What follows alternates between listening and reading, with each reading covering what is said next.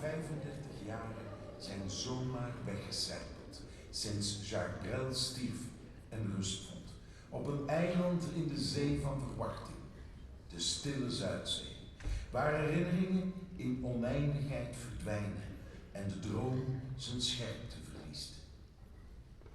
De Odysseus van het lied zijn thuis gevonden, de zeilen gestreken, de strijd gestreden.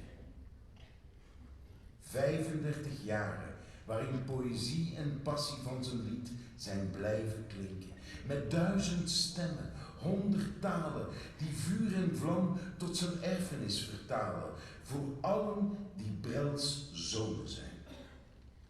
Mesdames et messieurs, Jacques Barbeau, begeleid door het Limburgs fanfare.